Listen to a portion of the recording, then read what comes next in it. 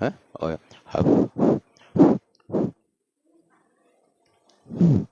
Halo?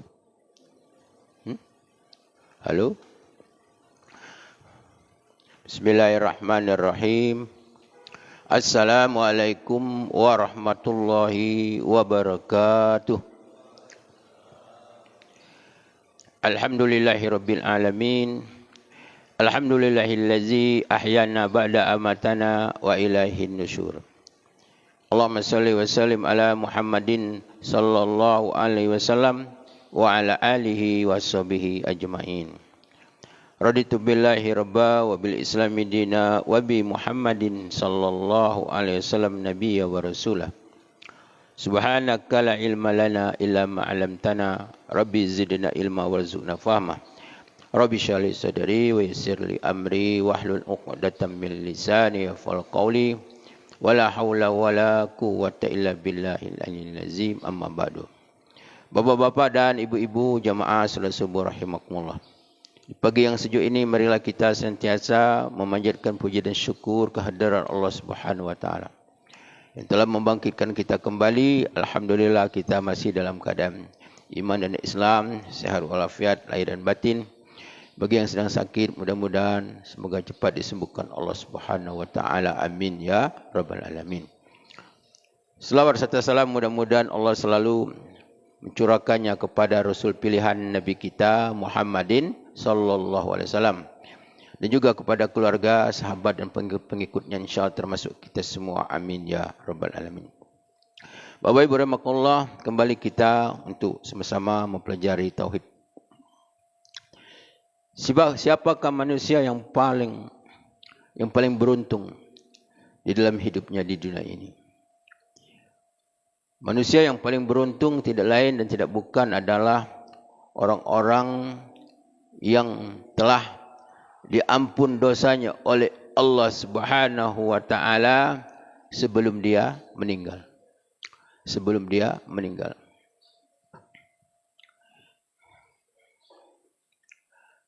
Bapak Ibu rahimakumullah, semua manusia ingin selamat, baik di dunia maupun di akhirat. Tetapi yang paling banyak menyebabkan manusia yang tidak mendapatkan keselamatan baik di dunia maupun di akhirat adalah karena dosa-dosa yang mereka lakukan. Bahkan manusia-manusia yang paling banyak masuk ke dalam neraka sebagai penyebabnya karena dosa-dosa yang dilakukannya. Rasulullah SAW ketika hari hujan lebat, Rasulullah SAW menangis. Kemudian ditanya, ya Rasulullah, kenapa engkau menangis? Kata Rasulullah SAW, saya merasa sedih karena begitu banyak orang-orang nanti pada hari kiamat nanti dimasukkan Allah Subhanahu wa taala ke dalam neraka seperti derasnya hari hujan. Coba kita bayangkan. Ya. Kenapa manusia itu dimasukkan Allah Subhanahu wa taala ke dalam neraka? Karena di antara sebabnya adalah dosa-dosa yang dilakukan di dalam hidupnya. Bapak Ibu rahimakumullah. Maka oleh karena itu agama mengajarkan kepada kita baik Al-Quran maupun hadis Rasulullah SAW bahwa ada amal-amal yang mana amal-amal itu ketika dilakukan maka dia adalah menjadi sebab Allah Subhanahu wa taala untuk mengampunkan dosa-dosa. Baik dosa besar maupun dosa kecil. Sehingga manusia tidak merasa terancam ketika mereka telah berakhir kehidupannya di alam dunia yang fana ini. Baik ketika akan meninggal dunia, dia akan mendapatkan husnul khotimah, yaitu gerbang di hadapannya adalah pintunya surga Allah Subhanahu wa taala. Bapak Ibu rahimakumullah, pada pagi hari ini kita akan berbicara tentang amal-amal yang dapat menghapuskan dosa, diampunkan Allah Subhanahu wa taala dosa-dosa hamba-hambanya ketika dia hidup di dunia. Yang pertama adalah kemurnian di dalam bertauhid kepada Allah Subhanahu wa taala. Kemurnian di dalam bertauhid kepada Allah Subhanahu wa taala, baik di dalam berucap dan berbuat. Dalam sebuah hadis Rasulullah sallallahu alaihi wasallam diterangkan, ya ibnu Adam,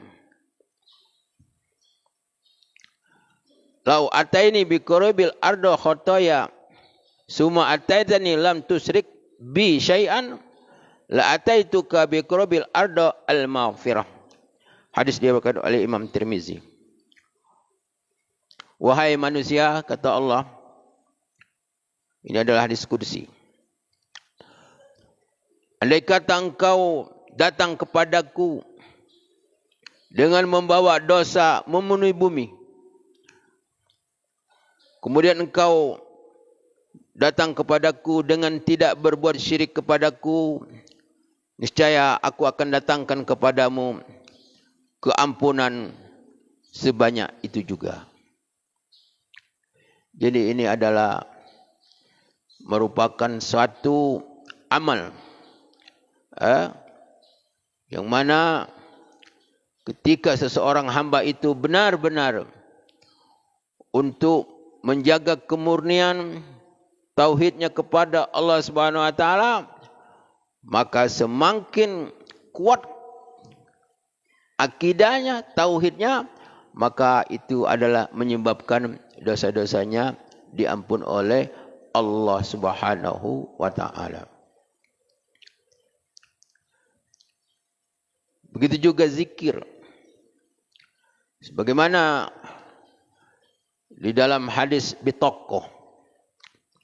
Hadis bitaqah yang sering disampaikan oleh para ulama-ulama. Bitaqah itu artinya catatan. Jadi di dalam hadis Rasulullah SAW bahwa ada seseorang pada hari kiamat ketika dia diperlihatkan, dikasih catatan dosa-dosanya sepanjang mata memandang, sehingga dia merasa terancam keselamatannya. Tetapi ketika dikeluarkan satu bitaqah, satu catatan, yaitu catatan kalimat la ilaha illallah, maka di dalam pertimbangan amal itu dia mendapatkan timbangan yang lebih berat kebaikan daripada keburukannya. Alangkah besarnya pahala orang yang berzikir la ilaha illallah. Zikir ini adalah tidak main-main. Dalam hadis Rasulullah dikatakan, Abdul zikri fa'lam annahu la ilaha illallah. Pada suatu ketika datang malaikat Jibril kepada Rasulullah sallallahu alaihi wasallam. Kemudian Jibril memberi kabar kepada Rasulullah sallallahu alaihi wasallam, anna la ilaha illallah anis lil muslim. Bahwa kalimat la ilaha illallah itu akan mengembirakan bagi orang-orang yang beriman ketika dia akan meninggal dunia.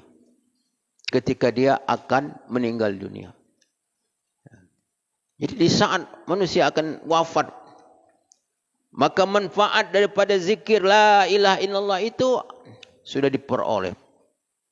Karena yang akan datang untuk menjemput nyawanya adalah malaikat rahmah. malaikat yang memberikan kabar gembira bahwa bagi mereka itu adalah surganya Allah Subhanahu wa taala. Bapak Ibu rahimakumullah, ini yang pertama. Sehingga kita ini yang sangat penting tugas kita untuk menjaga akidah kita, tauhid kita, agar kita berada di jalan yang benar. Jalan yang benar itu adalah tauhid. Hidup dengan bertauhid dan menjalankan kehidupan itu adalah di atas sunnah Nabi sallallahu alaihi wasallam. Itulah yang disebut dengan siratul mustaqim itu. Hidup yang benar, hidup yang lurus di atas tauhid Allah Subhanahu wa taala yang diajarkan para nabi dan rasul. Bapak Ibu rahimakumullah, begitu juga yang kedua, amal yang dapat terampunnya dosa seorang hamba itu yaitu adalah bertobat kepada Allah Subhanahu wa taala. Bertobat kepada Allah Subhanahu wa taala. Bagi orang-orang yang belum menjadikan Islam sebagai agamanya, maka dia ketika dia masuk ke dalam Islam, dia mengucapkan 2 kalimat syahadat. Maka segala dosa-dosa di dalam hidupnya akan diampunkan Allah Subhanahu wa taala, sehingga dia seperti anak yang baru dilahirkan. Dan kebaikan-kebaikannya tetap tidak dihapus Allah Subhanahu wa taala. Jadi dosanya diampun dan kebaikannya ditambah dengan kebaikan dia berislam dengan agama yang benar. Bagi orang-orang yang sudah menjadi seorang muslim, orang mukmin, maka segala dosa-dosanya akan diampunkan Allah Subhanahu wa taala. Dan dijanjikan Allah Subhanahu wa taala adalah surga. Sebagaimana firman Allah Subhanahu wa taala di dalam surah Tahrim ayat 6, ya ayyuhallazina amanu tubu ilallahi taubatan nasuha. Asa rabbukum ayaghfira lakum wa yukaffir ankum sayyi'atikum wa yadkhulukum jannatin tajri min tahtihal anhar. Hai orang-orang yang beriman, bertobatlah kamu kepada Allah dengan taubatan nasuha, taubat yang sebenar-benarnya. Taubat yang menyesal atas segala perbuatan dan berjanji kepada Allah untuk tidak melakukan perbuatan itu lagi. Dan itu dilakukan semata-mata karena Allah Subhanahu wa taala. Maka itu namanya taubat nasuha.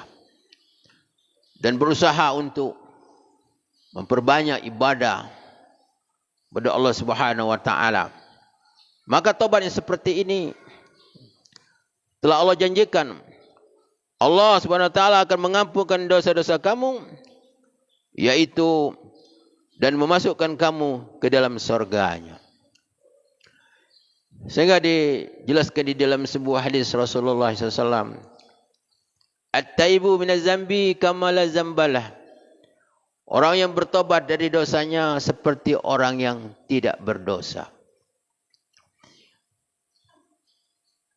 Di dalam hadis Rasulullah SAW yang lain dikatakan, al-Islam yahdumu qablahu at-taubata yahdumu ba'daha. Islam itu adalah akan menghancurkan dosa-dosa sebelumnya. Artinya orang non-muslim begitu dia masuk Islam, begitu dia bersyahadat, maka dosa-dosanya akan dihapuskan oleh Subhanahu wa taala. Dan taubat itu akan menghancurkan, menghapuskan dosa-dosa. Artinya, kalau dia sudah menjadi seorang muslim, orang mukmin, maka dengan dia bertobat kepada Allah, segala dosa-dosanya akan dimaafkan dan diampun oleh Allah Subhanahu wa taala. Maka oleh karena itu, kita ini masih hidup ini, alhamdulillah, Allah Subhanahu wa taala memberikan kesempatan kepada kita untuk senantiasa bertobat siang dan malam, pagi dan petang. Nabi sallallahu alaihi wasallam dalam hadisnya, ya ayyuhan nas tubu ilallah fa inni atubu ilaihi mi'amar kullayum. Wahai manusia, kata Rasulullah SAW, bertobatlah kamu kepada Allah. Sesungguhnya aku bertobat kepada Allah 100 kali dalam sehari. 100 hari dalam sehari. Jadi apa bunyi tobat itu? Astagfirullah wa atubu ilaih. Astagfirullah wa atubu ilaih. Bapak Ibu rahimakumullah. Di dalam doa selamat, Allahumma inna nas'aluka salamatan fid din wa afiatan fil jasad wa ziyadatan wa taubatan qablal maut. Jadi tobat sebelum mati. Kalau tobat sebelum mati, warahmatan lil maut, akan mendapatkan rahmat Allah Subhanahu wa taala ketika mati, yaitu husnul khotimah. Oh, akhir badal maut, akan diampunkan dosa Allah Subhanahu wa taala setelah meninggal. Maka oleh karena itu banyak-banyaklah kita bertobat. Para nabi dan rasul, orang-orang yang telah terpelihara dari dosa oleh Allah Subhanahu wa taala pun mereka banyak bertobat. Karena bertobat itu adalah merupakan satu amal yang dilakukan oleh para nabi dan rasul. Maka kita sebagai manusia biasa sudah barang tentu kita harus banyak-banyak bertobat kepada Allah Subhanahu wa taala. Bapak Ibu rahimakumullah, kemudian amal yang ketiga yaitu banyak beristighfar. Banyak beristighfar. Apalagi kita hidup di akhir zaman. Di dalam surah An-Nasr, Iza jaa nasrullahi wal fath wa ra'aitan nasa yadkhuluna fi dinillahi afwaja fasabbih bihamdi rabbika wastaghfirhu innahu kana tawwaba. Jadi ada di suatu saat manusia berbondong-bondong masuk agama Allah, tapi ada di satu saat manusia berbondong-bondong keluar daripada agama Allah. Kapan? Ya sekarang. Hidup dari zaman. Banyak orang keluar daripada agama Allah Subhanahu wa taala. Maka oleh karena itu, agar kita ini untuk senantiasa menjadi orang yang istiqomah di dalam beriman dan bertakwa kepada Allah Subhanahu wa taala, Allah memerintahkan fastaghfirhu innahu kana tawwaba. Fasabbih bihamdi rabbika wastaghfirhu. Maka bertasbihlah kepada Tuhanmu. Wastaghfir, dan mintalah ampun. Wastaghfirhu, istighfar. Innahu kana tawwaba. Sesungguhnya Allah itu adalah Maha menerima taubat. Kalau istighfar, astagfirullahalazim. Astagfirullah. Tapi kalau taubatnya, astagfirullah wa atubu ilaih. Sebab di ujungnya itu wa atubu ilaih. Wastaghfir wa atubu ilaih. Mintalah ampun kepada Allah. Dan waktu-waktu beristighfar itu dijelaskan beberapa ayat dalam Quran. Wa yastaghfiruna fil ashar wa fil asharihim yastaghfirun. Termasuk kata para ulama, orang-orang yang calon-calon penghuni surga itu orang yang selalu beristighfar di waktu sahur, di penghujung malam. Dan mereka di penghujung malam meminta ampun kepada Allah Subhanahu wa taala. Ini adalah waktu yang paling istijabah untuk minta ampun kepada Allah, yaitu beristighfar, astagfirullah. Di dalam kitab Ahya'ul Sahabi, kehidupannya para sahabat, ternyata sahabat-sahabat Rasulullah SAW itu beristighfar setiap hari itu 15.000. 15.000. Bukan 100. Saking bersungguh-sungguh mereka itu meminta ampun kepada Allah Subhanahu wa taala. Bapak Ibu rahimakumullah. Kemudian juga amal-amal yang dapat mengampunkan dosa adalah yaitu mengerjakan amal-amal soleh, terutama sekali amal-amal wajib seperti sholat, seperti puasa, zakat, haji dan lain sebagainya. Di dalam sebuah hadis Rasulullah SAW jelaskan, as-salawatul khamsa wal jum'ah ila jum'ah wa ramadan ila ramadan yukaffiru bainahunna manitna wa kabair. Dari solat ke solat, dari solat ke solat, dari Jumat ke Jumat, dari Ramadan ke Ramadan. Ada disebutkan dalam riwayat yang lain dari haji ke haji, mengampunkan dosa-dosa di antara keduanya kecuali dosa besar. Jadi amal-amal ini, amal-amal ibadah ini semuanya peranannya adalah menghapuskan dosa, mendapatkan pahala, mengampunkan dosa. Setiap kali dalam hadis Rasulullah dalam siapa yang pergi ke masjid satu langkah mendapatkan pahala satu langkah mendapatkan pahala dan mendapatkan keampunan dosa. Begitu juga dalam hadis Rasulullah, barang siapa yang membaca selawat kepadaku, kata Rasulullah SAW, satu kali selawat yang mendapatkan 10 kebaikan dan 10 keampunan. Jadi amal-amal soleh ini, semakin banyak orang itu beramal, semakin banyaklah dosanya diampuni Allah Subhanahu wa taala. Dalam firman Allah Subhanahu wa taala, innal hasanati yusibna sayyi'at. Sesungguhnya kebaikan-kebaikan itu akan menghilangkan keburukan-keburukan, artinya dosa-dosa. Maka bersungguh-sungguhlah kita, bersemangatlah kita untuk banyak beramal, baik yang wajib maupun yang sunnah. Karena di antara manfaat amal itu yaitu mendapatkan suatu pahala ganjaran dari Allah Subhanahu wa taala, kemudian juga mendapatkan keampunan dosa dari Allah Subhanahu wa taala. Bapak Ibu rahimakumullah. Kemudian juga diampunnya dosa oleh Allah Subhanahu wa taala itu dikarenakan bala, musibah, kesulitan-kesulitan dalam hidup, sakit dan lain sebagainya. Maka dikatakan dalam hadis Rasulullah bahwa orang yang beriman itu seperti pohon, kata Rasulullah. Seperti pohon yang selalu diterpa oleh angin. Sehingga daun-daun yang kuning akan berguguran. Yang tinggal adalah daun yang baik.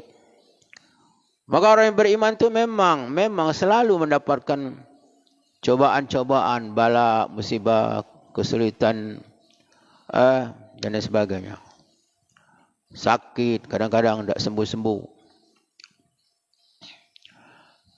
Dan itu merupakan satu sebab. Sehingga kata ulama, kalau orang sedang mendapat musibah, dia harus mengetahui, berarti dia sedang dalam proses pencucian jiwanya oleh Allah Subhanahu wa taala. Artinya Allah sedang membersihkan dosa-dosanya, maka dia harus bersabar.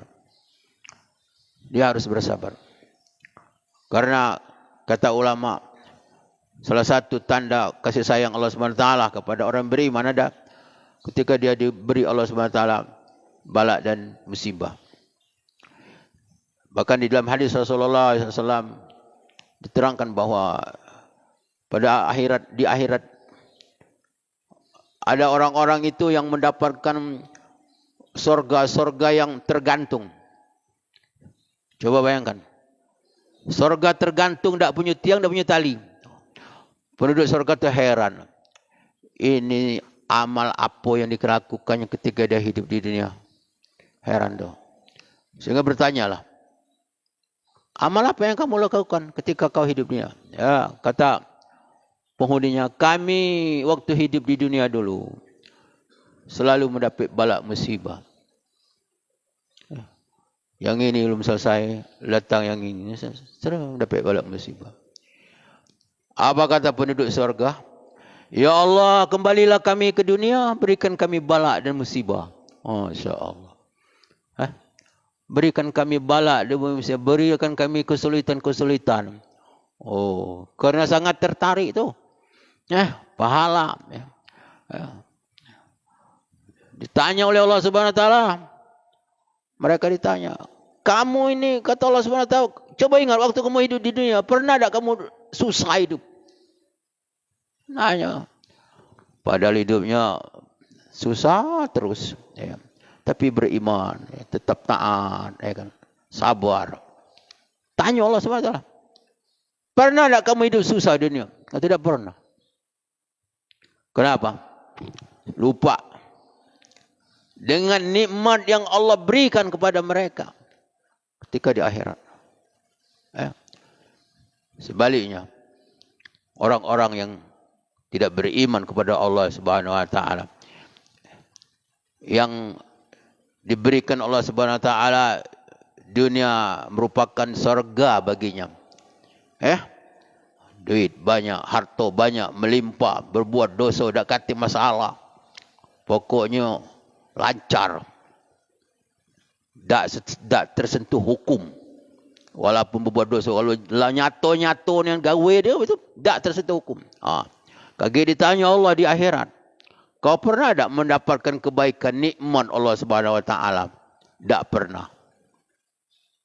Lupa nikmat di dunia. Karena saking ngedasarnya siksaan Allah Subhanahu Wa Taala di akhirat. Siksaan Allah Subhanahu Wa Taala di akhirat. Maka oleh karena itu, orang-orang yang beriman memang selalu mendapatkan ujian-ujian di dalam hidupnya.